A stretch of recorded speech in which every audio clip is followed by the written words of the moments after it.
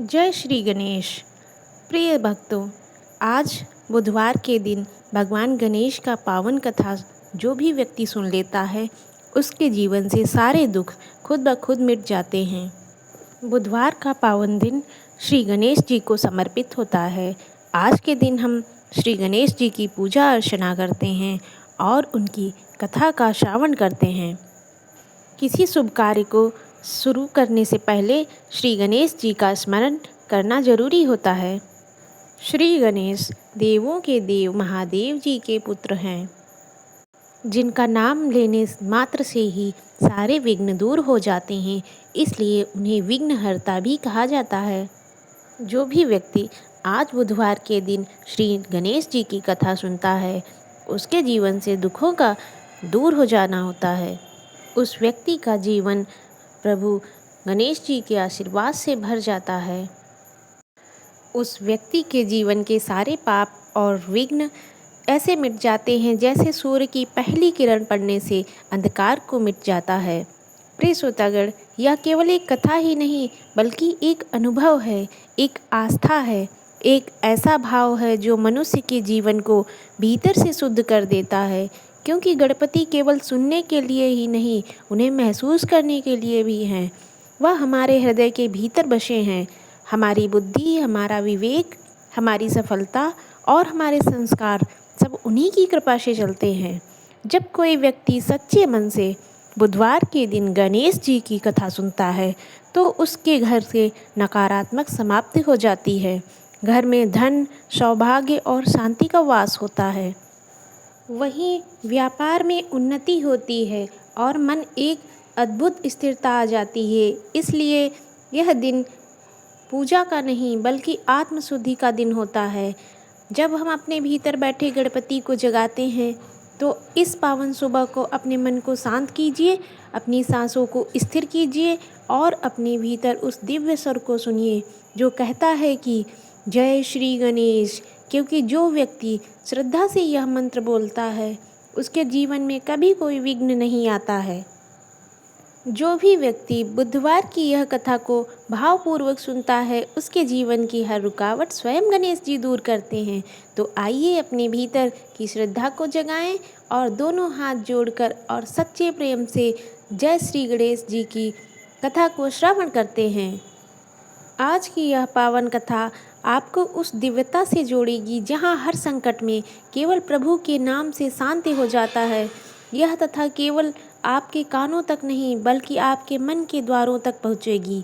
तो आइए श्रद्धा से यह कथा सुनते हैं। भक्तों, आगे बढ़ने से पहले मैं आपको एक महत्वपूर्ण बात बता दूं, जिसे हमारे प्राचीन धर्म में गरुड़ पुराण में स्वयं कहा गया है कि कोई भी कथा, विशेषकर भगवान से जुड़ी कथा, अगर आप बीच में छोड़ दी जाए तो वह केवल अधूरी जानकारी रहती है बल्कि पाप का कारण भी बन जाती है। क्योंकि जब हम किसी दिव्य कथा को अधूरा सुनते हैं तो हमारा मन अशांत हो जाता है और वह अधूरा सत्य लेकर विचलित हो जाता है। यही नहीं, अधूरा सत्य आगे चलकर हमें गलत मार्ग की ओर भी ले जाता है। इसलिए प्यारे भक्तों, आपसे निवेदन है कि आज इस बुधवार की दिव्य गणेश कथा को अंत तक अवश्य सुनें। क्योंकि यह कथा केवल एक धार्मिक कथा ही नहीं बल्कि जीवन का ऐसा ज्ञान है जो आपके हृदय में बैठे हर भय को दूर कर देगा, दुख और बाधा को भी दूर कर देगा। यह कथा आपको बताएगी कि कैसे स्वयं विघ्नहर्ता गणपति अपने सच्चे भक्तों के जीवन से दुख और संकट मिटा देते हैं और उनके मार्ग को मंगलमय बनाते हैं। इस कथा का कोई एक प्रसंग, कोई एक शब्द ही आपके जीवन की दिशा बदल सकता है। हो सकता है कि गणेश जी की कोई एक लीला या घटना आपके भीतर वह शांति जगा दे जिसकी खोज में आप वर्षों से भटक रहे हैं। इसलिए प्यारे भक्तों, इस कथा को श्रद्धा से सुनिए, भाव से समझिए और अंत तक बने रहिए। प्राचीन भारतवर्ष की गोद में बसा था एक विशाल और सुंदर गांव, वैभवशाली राज्य जिसका नाम था कंचनपुर। कंचनपुर की भव्यता की चर्चा 7 समुंदर पार तक फैली हुई थी। वहाँ की ऊंची ऊंची इमारतें, चौड़ी सड़कें और नगर के बीचों बीच स्थित स्वर्ण जड़ित मंदिर राज्य की संपन्नता की गवाही देते थे। इस वैभवशाली राज्य के सम्राट थे महाराज महेंद्र सिंह। महाराज महेंद्र सिंह केवल एक शक्तिशाली राजा ही नहीं, बल्कि वह अत्यंत धर्मपरायण, न्यायप्रिय और अपनी प्रजा को अपनी संतान के समान प्रेम करने वाले शासक थे। उनके शासन में कभी किसी गरीब की आंखों में आंसू नहीं आए और ना ही कभी किसी के साथ अन्याय हुआ था। महाराज महेंद्र सिंह की अर्धांगिनी रानी चंद्रकला साक्षात माता लक्ष्मी का रूप थी। रानी चंद्रकला न केवल सुंदर थीं बल्कि अत्यंत शांत स्वभाव की थीं। वह महाराज के हर राजकाज में, उनके निर्णय में साथ खड़ी रहती थीं। कंचनपुर की प्रजा अपने राजा रानी को देवता तुल्य मानती थी। राज्य में चारों ओर हरियाली थी, खलिहान अन्न से भरे हुए थे और व्यापार इतना फलता फूलता था कि पूरे संसार में कंचनपुर की कीर्ति का डंका बजता था। प्रजा सुखी थी, संतुष्ट थी और लोग मिलजुल कर बड़े प्रेम से रहते थे। लेकिन कहते हैं ना कि पूर्ण चंद्रमा में भी कभी कहीं न कहीं छोटा सा दाग होता है। महाराज और रानी के पास सब कुछ था, वैभव थी, कीर्ति था, अटूट प्रेम और अपार धन था, परंतु विवाह के कई वर्षों बाद भी उनके आंगन में किसी बालक की किलकारी नहीं गूंजी थी। राजा ने इसके लिए कई यज्ञ किए, दान पुण्य किए और अंततः भगवान की असीम अनुकंपा से उनके घर में एक अत्यंत तेजस्वी बालक ने जन्म लिया। पूरे कंचनपुर में मानो उत्सव का सैलाब उमड़ पड़ा। उस बालक का नाम रखा गया दिग्विजय। राजकुमार दिग्विजय जन्म से ही इतने सुंदर और आभायुक्त थे कि जो उन्हें एक बार देख लेता था, देखता ही रह जाता था। उनके मुंह पर एक ऐसी दैव्य चमक थी जो साधारण बालकों में नहीं होती है। जैसे जैसे समय बीतता गया, राजकुमार दिग्विजय बड़े होने लगे। उन्होंने शस्त्रों की शिक्षा ली, शास्त्रों का ज्ञान प्राप्त किया और वह हर विद्या में निपुण होते गए। राजा महेंद्र सिंह और रानी चंद्रकला को लगा कि अब उनके जीवन की सारी चिंताएं समाप्त हो गई हैं।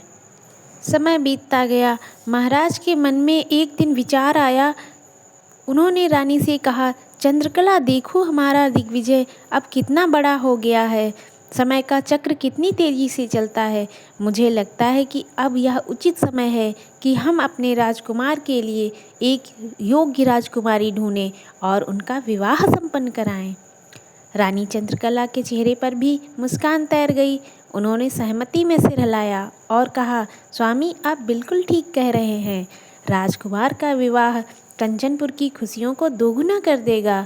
मैं तो कब से उनके घर बसने के स्वप्न देख रही हूँ। महाराज ने तुरंत विद्वान पुरोहितों और दूतों को बुलाया और उन्हें आदेश दिया कि वे आसपास के राज्यों में जाएं और राजकुमार के लिए सबसे योग्य और सुंदर राजकुमारी की तलाश करें। हर कोई कंचनपुर के राजकुमार से अपनी पुत्री का विवाह करने को उत्सुक था, लेकिन यहीं से समय का वह रहस्यमय चक्र घूमा जिसकी कल्पना किसी ने नहीं की थी। पहला रिश्ता आया एक बड़े साम्राज्य से। राजकुमारी सुंदर थी, संस्कारी थी। महाराज महेंद्र सिंह और रानी ने भी हामी भर दी, लेकिन जैसे ही विवाह की अंतिम तिथि तय करने का समय आया, पता चला कि राजकुमारी के परिवार में कोई ऐसी अनहोनी घट गई कि वह रिश्ता वहीं रुक गया। शुरू में जब एक दो बार ऐसा हुआ तो महाराज ने इसे सामान्य माना। उन्होंने सोचा कि शायद ग्रहों का कोई छोटा मोटा फेरबदल होगा जो अक्सर जीवन में आता जाता रहता है। अब कई बार ऐसा हुआ कि रिश्ता बिल्कुल पक्का हो गया, सगाई की रस्में भी तय हो गई, लेकिन अंतिम समय में कुछ ऐसा हो जाता था कि रिश्ता टूट जाता था। कभी कभी पुरोहितों को भी ऐसा बड़ा दोष दिख जाता जिसे नजरअंदाज नहीं किया जा सकता था। दबी जुबान में लोग तरह तरह की बातें करने लगे थे। कोई कहता कि राजकुमार के भाग्य में ही विवाह का सुख नहीं है, तो कोई इसे किसी पुराने श्राप का असर बताने लगा। वहीं राजा और रानी बहुत ही चिंतित होने लगे। धीरे धीरे रिश्ते आने भी बिल्कुल बंद हो गए। कंचनपुर का एक महल जहां खुशियां चहचहाती थीं, अब एक मौन और उदास खंडहर की भांति लगने लगा था। राजकुमार की स्थिति भी अत्यंत दयनीय होती जा रही थी। वह चिंता और ग्लानि के कारण धीरे धीरे बीमार रहने लगे, लेकिन स्थिति में रत्ती भर भी सुधार नहीं हुआ था। ऐसा लगता था कि मानो भाग्य ने राजकुमार से अपना मुंह मोड़ लिया हो। पूरा राजमहल एक सुनसान नरक की भांति बन गया था। पूरे राज्य में एक खामोशी और सन्नाटा पसरा रहता था। एक दिन कंचनपुर में भीषण गर्मी पड़ रही थी। दोपहर का समय था। तभी नगर की सीमा पर एक वृद्ध पुरुष के चरण पड़े। उनकी काया ऐसे थी कि मानो साक्षात सूर्यदेव ही मनुष्य का रूप धारण करके धरती पे लौट आए हैं। उनके मुखमंडल में एक अलौकिक तेज निकल रहा था। उनकी जटाएं लहरों के समान थीं और उनके हाथ में एक प्राचीन कमंडल और लकड़ी का पुराना डंडा था। वह वृद्ध पुरुष जिस भी गली से गुजरते थे, लोग अपनी खिड़कियों से झांकते थे। महाराज ने भी बड़े सम्मान के साथ उन पुरुष को अपने राजमहल में बुलाया। महाराज ने झुककर उनके चरण स्पर्श किए और उन्हें स्वर्ण सिंहासन पर बैठाया। उनके चरणों को धोकर राजा ने स्वयं को धन्य माना। उस दिव्य पुरुष ने शांत भाव से महाराज के चेहरे की ओर देखा। वो महापुरुष ने अपनी गंभीर और मधुर वाणी में पूछा, हे राजन, मैं देख रहा हूँ कि तुम्हारे पास ऐश्वर्य की कोई कमी नहीं है, फिर भी तुम्हारा राज्य इतना शांत क्यों है? तुम्हारे चेहरे पर यह उदासी का बादल क्यों छाया हुआ है? राजा सिंहासन से उतर के उनके चरणों में बैठ गए और अपनी रूंधी हुई आवाज़ में सारे वृत्तांत सुनाए।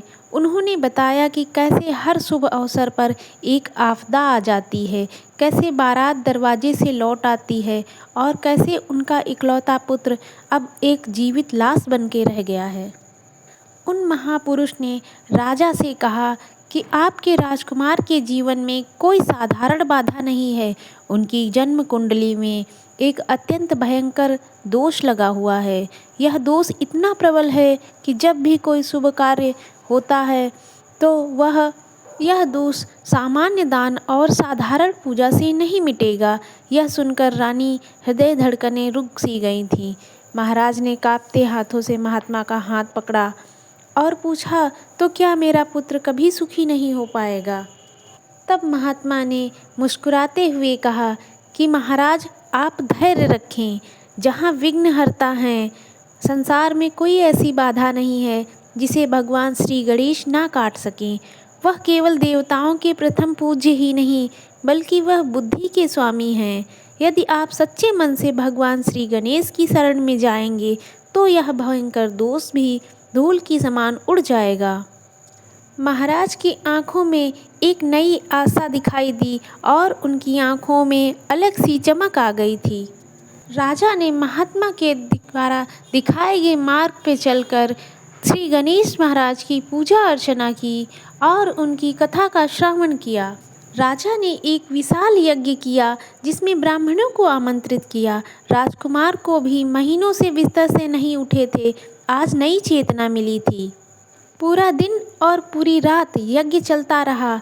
महामंत्र से आकाश गूंजने लगा था। यह यज्ञ और हवन महीनों तक चलता रहा।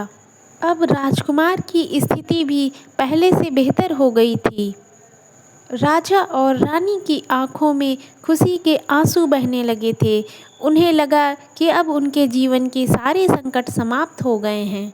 वर्षों के बाद राजा और रानी के चेहरे पर एक संतोष और मुस्कान लौटी थी जिसकी उन्होंने उम्मीद ही छोड़ दी थी। उन्हें लगा कि अब भगवान गणेश की कृपा से सारे विघ्न सदा के लिए टल गए हैं। इसी सुखद वातावरण के बीच एक अत्यंत और धार्मिक संदेश महाराज ने सबको दिया। उन्होंने मन ही मन गणपति बप्पा को कोटि कोटि धन्यवाद दिया कि उन्होंने उनके कुल की लाज रख ली।